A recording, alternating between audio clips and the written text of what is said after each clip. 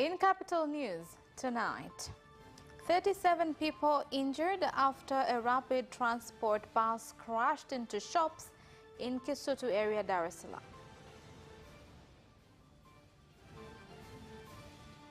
Muhimbili Orthopedic Institute Moi has conducted a quick surgery to remove brain tumors.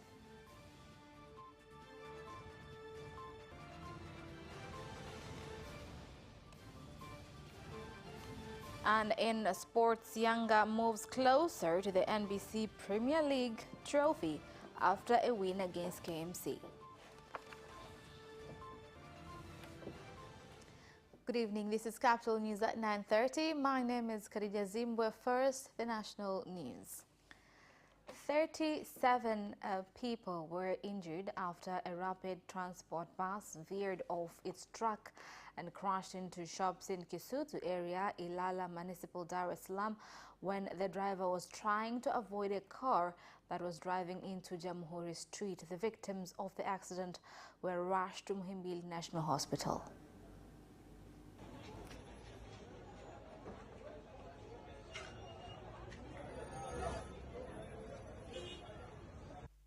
Leo tumepokea majeruhi 37 wa ajali. Kati yao wanafunzi 24, watu wazima 13.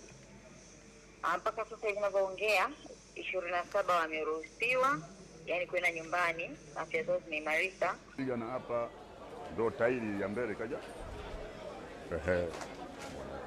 Baada mimi kuiona nani ajali hiyo hapo, sababu nilikaa pale, nilitoka mbio hapo. Kwa sababu hii nani gari ndogo wakati ikiwa huku ikabadilishwa mwelekeo, ndio ikawa nafukuzana nayo hivi kwamba inakuja nyuma, mimi niko mbele. Muhimbili Orthopedic Institute has conducted a surgery to remove tumors on the brain surface by using ultrasound machines, an operation that is done in a short time and enables the patient to recover quickly. The operation was supervised by specialists from America. Tumepita puani na tumefungua ndani ya pua kuingia katika uvungu wa ubongo na hiyo kutoa uvimbe, na katika kufanya hivyo tunajifunza ile anatomy kwamba ni vitu gani muhimu ambavyo tunavipita katika kutoa ule uvimbe. Lakini chumba namba 4 tulikuwa na upasuaji. Huu ni upasuaji wa mgonjwa mwenye tatizo kwenye uti wa mgongo. Huyu ameanza na maumivu ya mgongo, baadaye akaanza kuwa kama anapoteza nguvu kwenye uti wa mgongo, vile vile akawa anapata shida katika kupata mkojo. Na tulipofanya kipimo cha MRI tumekuta kwamba ana uvimbe kwenye.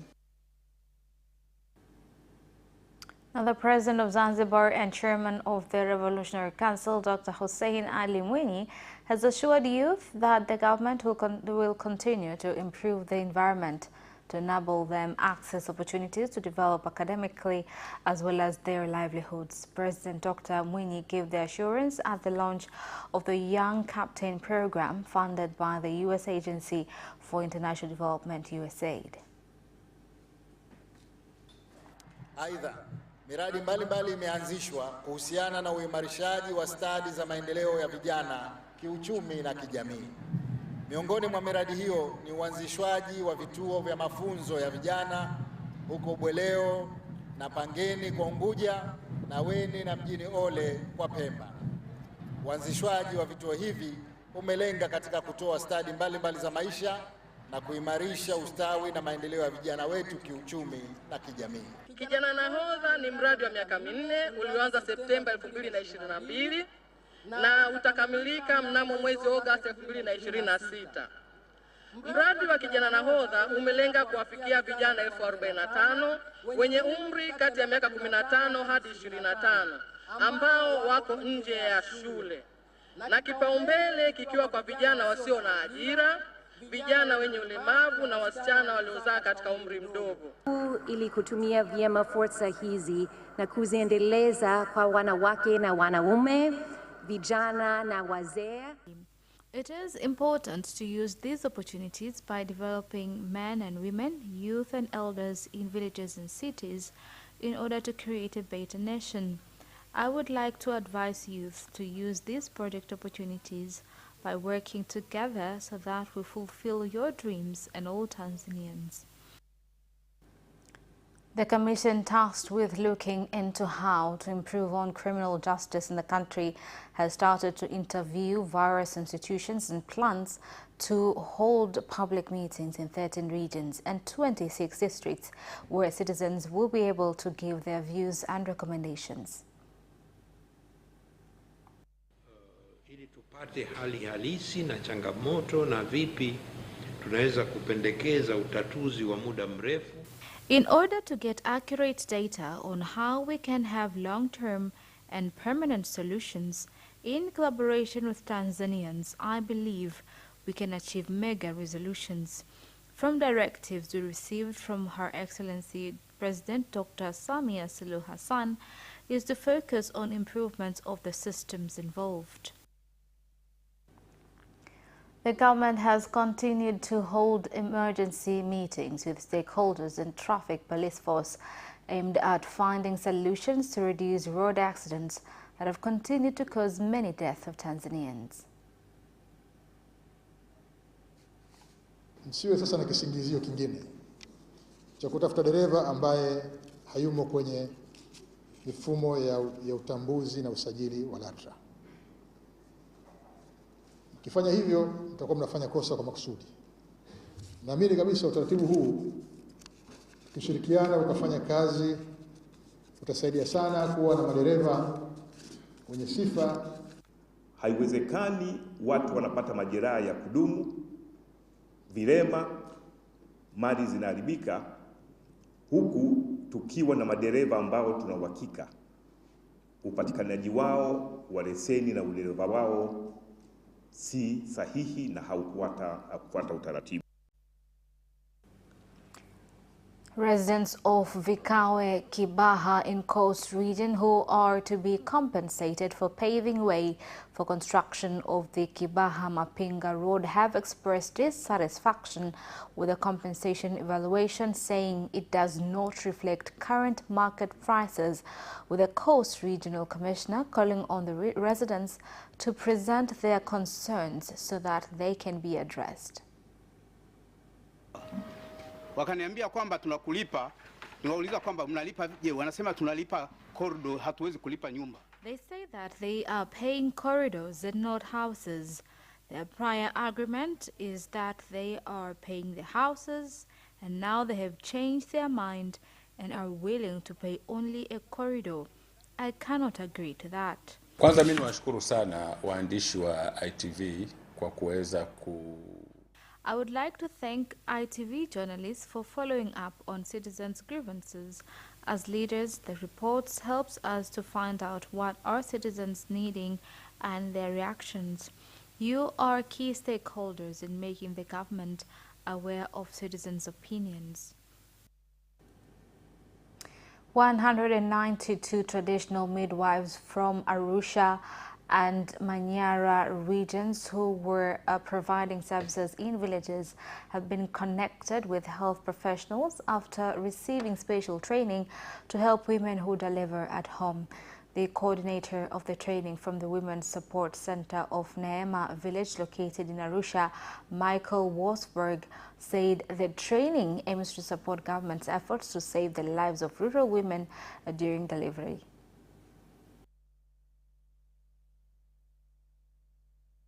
Only their talents and skills in many, many areas, but even more so to their extraordinary, loving hearts.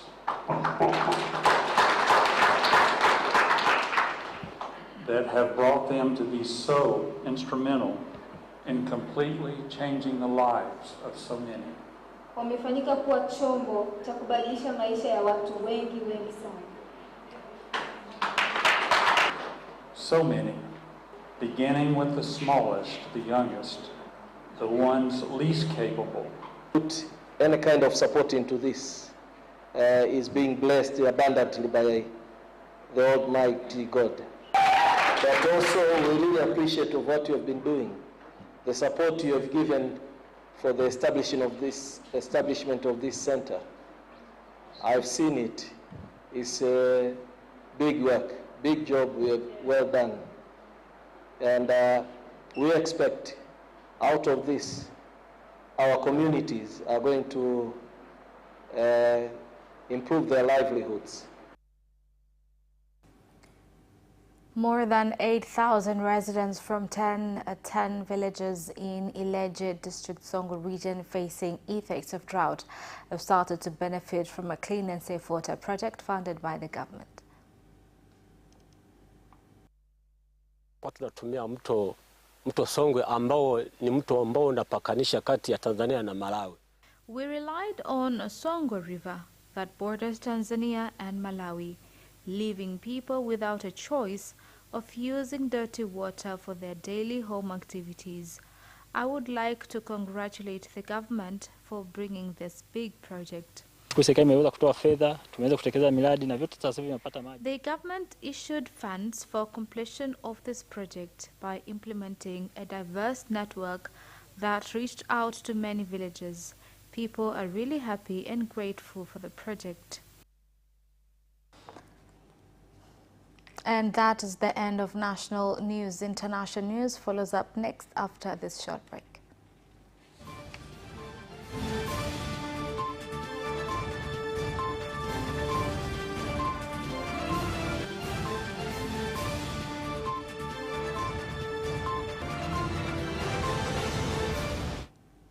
And in international news, the East African Community plans to use new means to monitor implementation of resolutions made in addressing the conflict in the Democratic Republic of Congo. The statement was made by Chairman of the East African Community and President of Burundi, Evariste Ndayishimiye, on the sidelines of the 36th Ordinary Session of African Union Assembly in Addis Ababa. He said all the parties in conflict will be invited in Bujumbura to form a team that will be tasked with monitoring of resolutions reached in ending conflict in the DRC. Several times we have addressed these issues without someone taking measures. We shall formulate a task force that will give out reasons towards hindrances involved.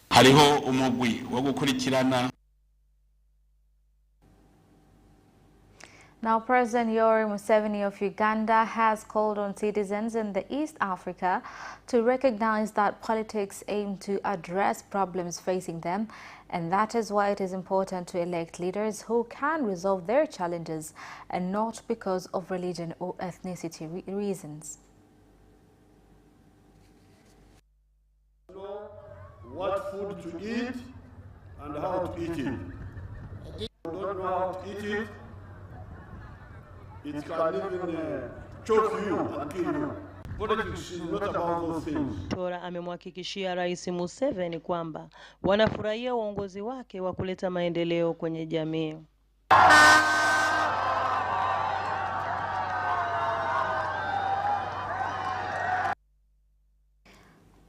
Now, ministers from 10 countries sharing Lake Nile are meeting in Nairobi City, Kenya, to mark the 17th anniversary of the Nile Springs Day, where the Deputy Minister of Tanzania, Mary Priska Mahundi, called on countries sharing the lake to use it to address effects of climate change.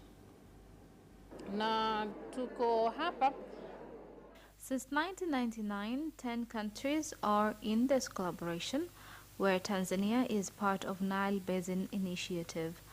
All 10 countries are participating in issues of irrigation, while at the same time having the responsibility of protecting this important source of water despite the ongoing issues of climate change. Nile Basin countries are experiencing but have also the potential of affecting relations between nations.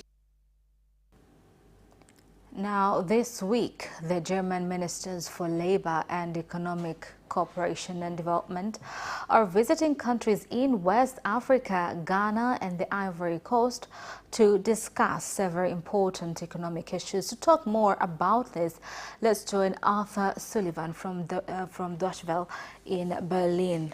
Arthur, one of the big topics of the visit is the new German supply chain law. Can you tell us how that might affect trade between Germany and Africa?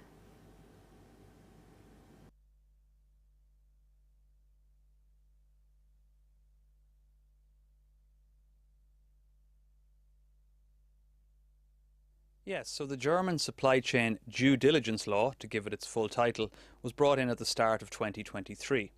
And its aim, according to the German government, is to improve the protection of human rights along global supply chains and, among other things, to prevent child labour, forced labour and to ban substances that are hazardous to people and the environment. Now, the law, of course, comes from the German side, so it requires German companies to manage their own supply chains in order to be compliant. Now, companies across Africa could be indirectly affected if they are part of a supply for a German company, because there is the chance that some suppliers and companies in Africa may be excluded from German supply chains if German companies feel the law is being breached. Now, it should be noted that lots of German businesses say they don't like this new law. They've said that it's unrealistic for them to manage their supply chains to this extent, particularly when the biggest companies may have tens of thousands of suppliers. Now, so far from the German side, the focus has very much been on offering support and information to foreign companies which supply the German market. But they are emphasising something. Companies in Africa and indeed across the world which are part of German supply chains need to keep their social and environmental standards high in order to stay in line with the new law and with German companies. And part of the motivation for the ministerial visit this week to countries in West Africa is to help push back against unethical practices in certain industries. Now, another huge topic for Germany is on migration, especially skilled labor. Germany needs migrants. Can African countries fill the gap? Focus this week is obviously on West Africa because the two ministers are visiting there. They're visiting Ghana and the Ivory Coast. But a lot of the topics really can apply to the entire African continent.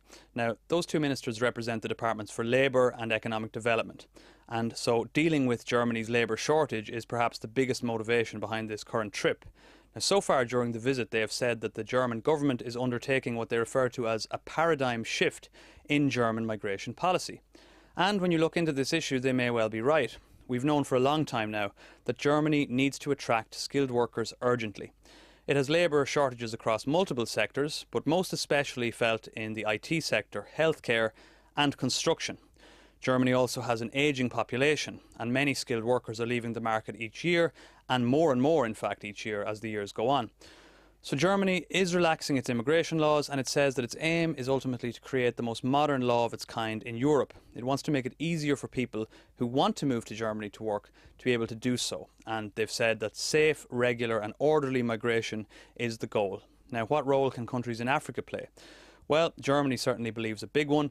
Much of Africa has a very young population.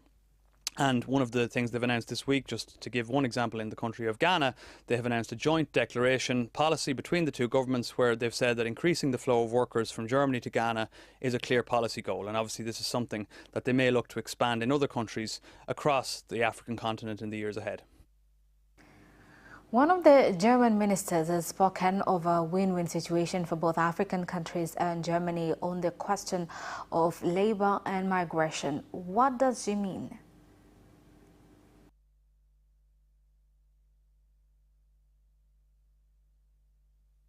Well, it's one thing for a wealthy and very well-developed economy like Germany to say that it needs skilled workers.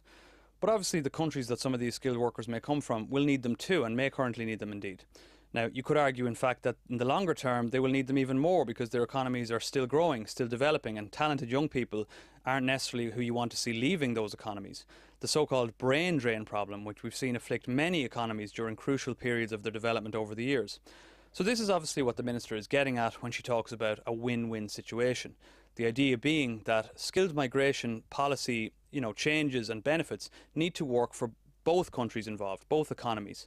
So while there are many skilled and educated young workers in various African countries who may wish to move to Germany, that will obviously give them the opportunity to improve their skills, to work in a new environment and indeed to earn more. But obviously as well, in theory, in the longer term, it may well be that some of these workers may return to their home economies to benefit them in the future.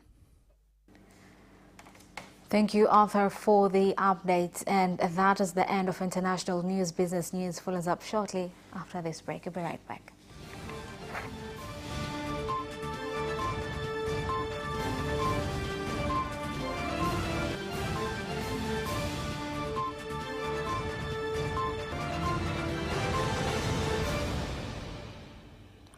Welcome back, and in business news.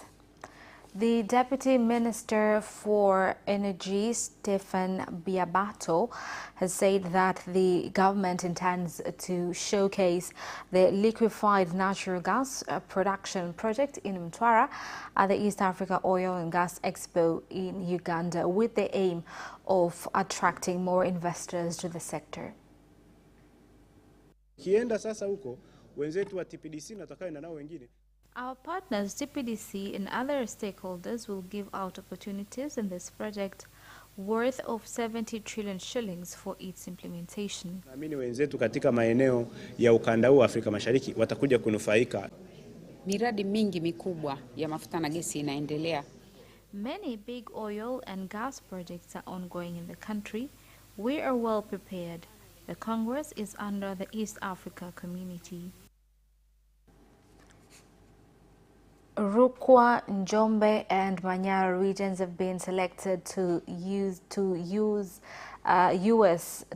the warehouse receipt system due to their capacity to produce big quantities of food such as maize, wheat and sunflower compared to other regions in the country.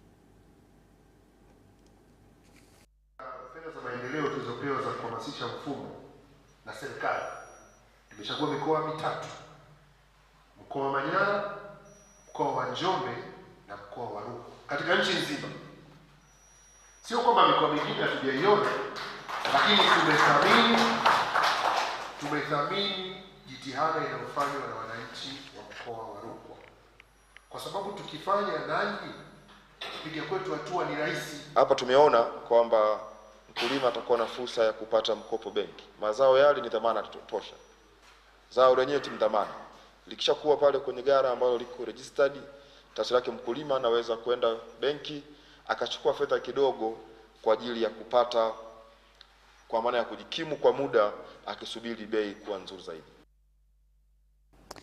And NMB Bank has launched an insurance campaign called Umebima, which aims to sensitize traders and markets in Dar es Salaam and coast regions on the importance of insurance.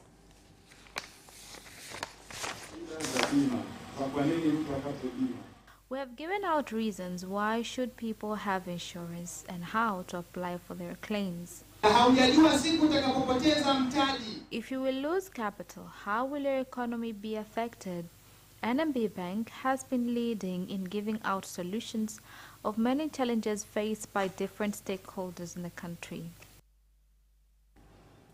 And that is the end of business news. Sports news follows up shortly.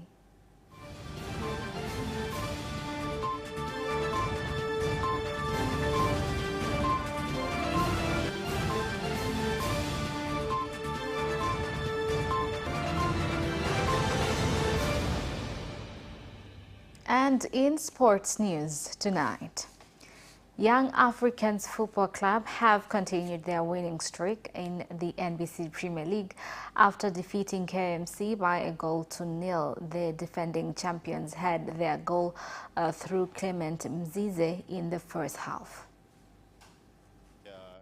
Individual imepelekea tuweza kuwa na matokeo ambayo sio mazuri.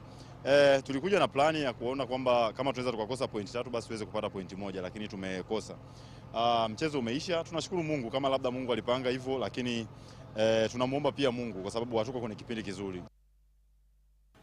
The Confederation of African Football CAF has advised the closure of Benjamin Mkapa Stadium for renovations after successive games which destroyed the pitch area.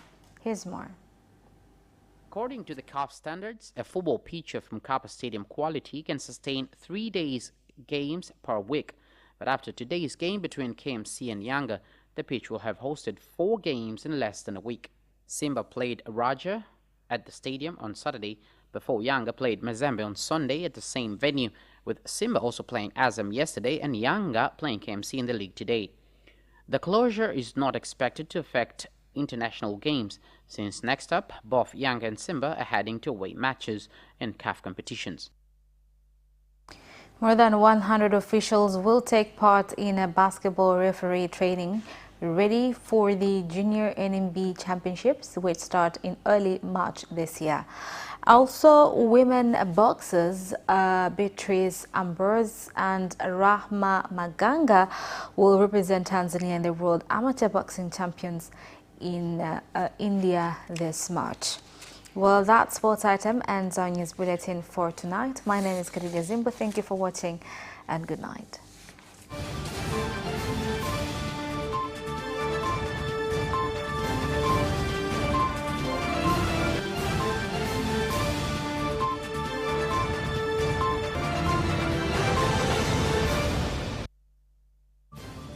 Watch Capital News at 9:30 and get updated on what is happening in Tanzania and around the world on political,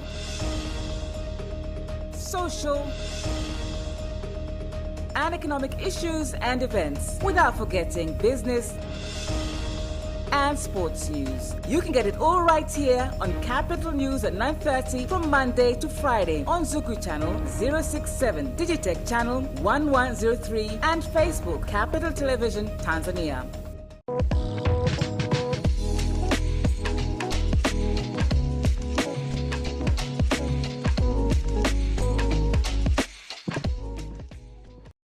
Biashara yako inahitaji wateja? Shule na chuo vinahitaji wanafunzi. Mambo yote haya majibu yake ni ndio. Kupitia ITV na Radio 1 wafikie wateja wako kwa gharama ndogo kabisa. Pata matangazo manne ya sekunde 30 ITV kwa shilingi 500 na ujumbe wa maneno 30 ITV TV scrolls kwa shilingi 150. Mentions 4 kwenye radio kwa shilingi 100. Rusha kipindi cha dakika 4 ITV kwa shilingi 300. Brand Talk kwa dakika 10 Radio 1 kwa shilingi 250. Nunua vifurushi hivi upate first